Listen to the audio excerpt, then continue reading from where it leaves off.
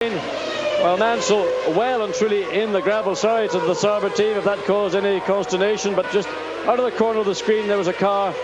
But it is Nigel Mansell, and a disappointing end indeed to his return to Grand Prix racing. He's got 2 more races in which he can seal his future in the Williams team for 1995. Does Mika Häkkinen realise he's being lapped, or does he think Michael Schumacher has come from a pit stop? Schumacher 28.212 suddenly being held up a long time. Also held up at the moment is Damon Hill, who's still behind Jean Alesi. Well, Schumacher 125s, and then it's Hill in second place, who's now behind Jean Alesi, and Schumacher is behind Mika Häkkinen in 4th.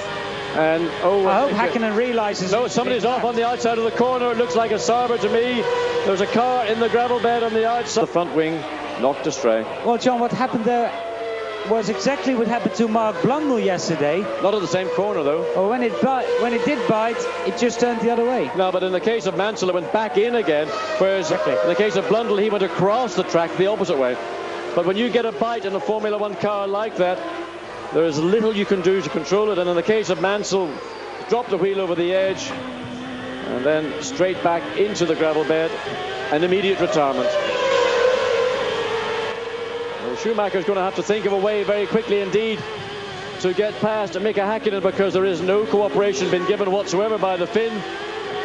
If Mika's not clever and not careful, then he'll get a stop and go for this jump. Well, he may incur the wrath of...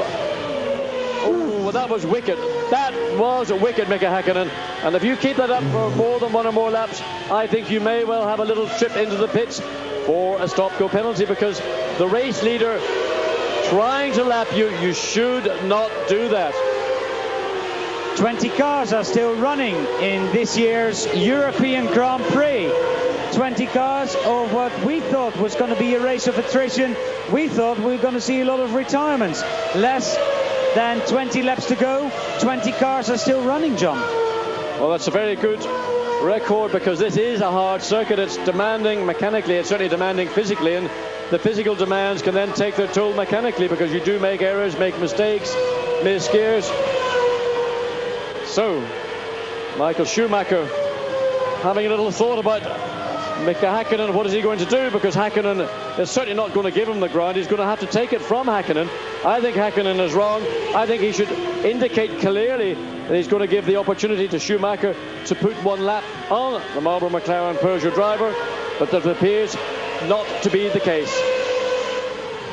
Michael Schumacher in the pits. Michael Schumacher comes in for his final pit stop at the end of lap 52. And that is the correct answer for Michael Schumacher to deal with Mika Häkkinen. And this is the final stop. Well, we're into lap 57 now, and the battle is between Eddie Irvine and Mika Häkkinen for 3rd place. We've got the prospect of a Jordan car being on the podium for the first time in the team's career. As you see Alessandro Zanardi there going round in 16th place, but that is Häkkinen. Now Häkkinen is 3rd, and right behind him, we should in a moment, when the shot widens a bit, yes, there it is, see Eddie Irvine in the Jordan Hart into the centre curves. So the Peugeot V10 versus the Hart V10, it's Finland versus Ireland, McLaren versus Jordan, and it's very, very close indeed. There's nothing more that Eddie Irvine would like than to be on that 3rd step of the podium, and he stands a very good chance of being there into lap 58.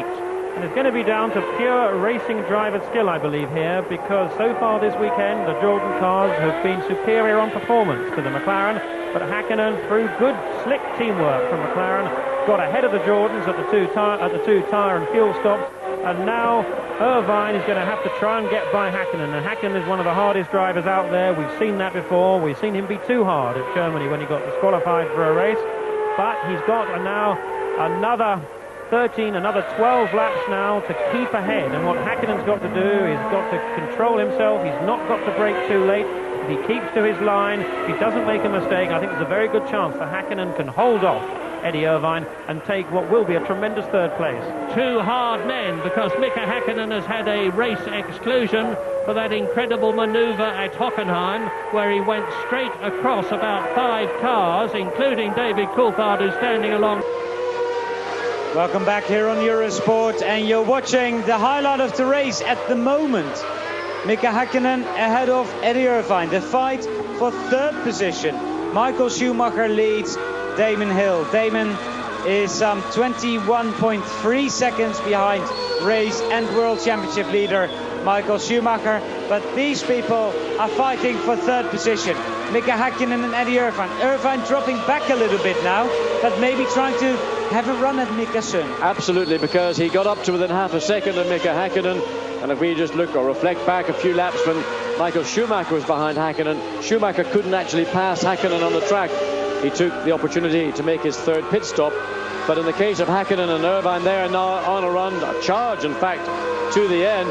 And really, I think Irvine, drop back, catch your breath, focus, refocus, and look where you're strong, and then build back up and try and catch Häkkinen unawares. I have to say, Mika's not taken any prisoners this afternoon, and I don't expect him to do so with Eddie Irvine. He has to make himself more effective in traffic.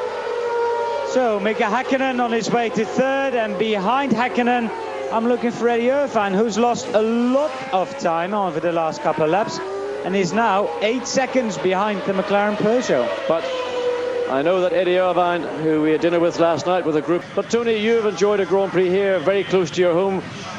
What do you think about it? Well, I thought it was a very exciting race, John, especially if you think that the first 7 position was 6 different cars. I think Schumacher played a fantastic race today. Weather. Gritty drive, hard drive, professional drive from Mika Häkkinen. More reliability from Marlboro McLaren Peugeot.